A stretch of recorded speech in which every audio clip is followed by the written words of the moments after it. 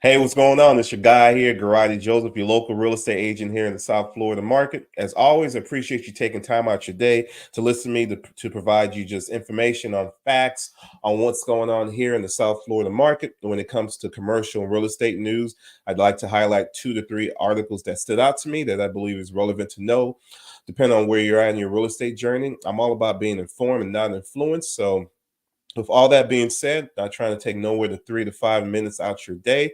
So let's go ahead and jump into the 2 to 3 articles that stood out to me.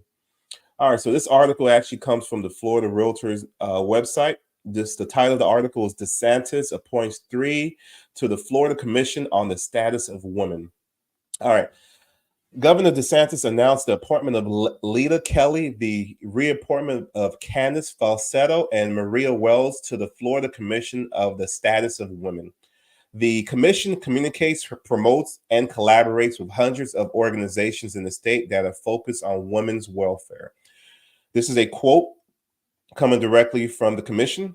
We are all interested in improving the well-being of Florida women and girls and the extension of all Floridians.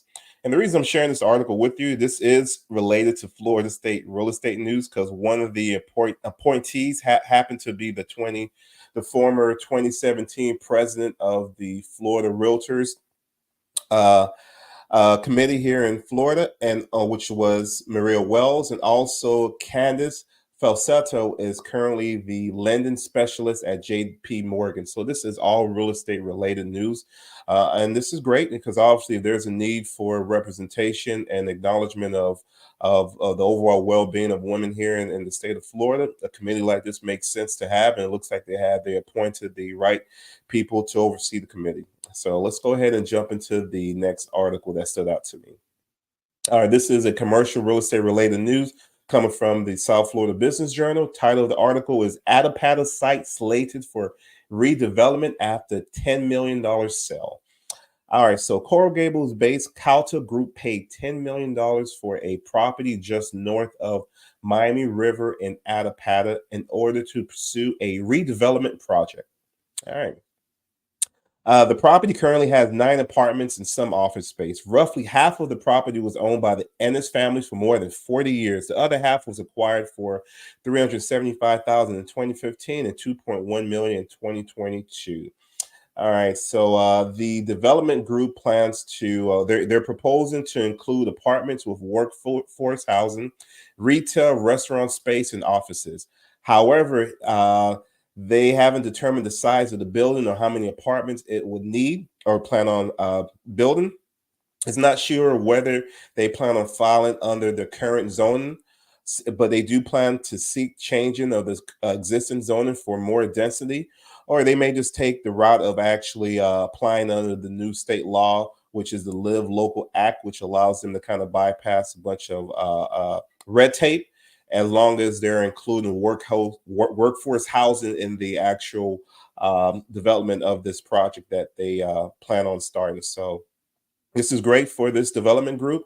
It's a process. They went through the first stage of the process, which is acquiring land. The next step is to actually propose and submit their application to the local city to see if their project gets approved and push forward. All right, so let's go ahead and jump into the last article that stood out to me.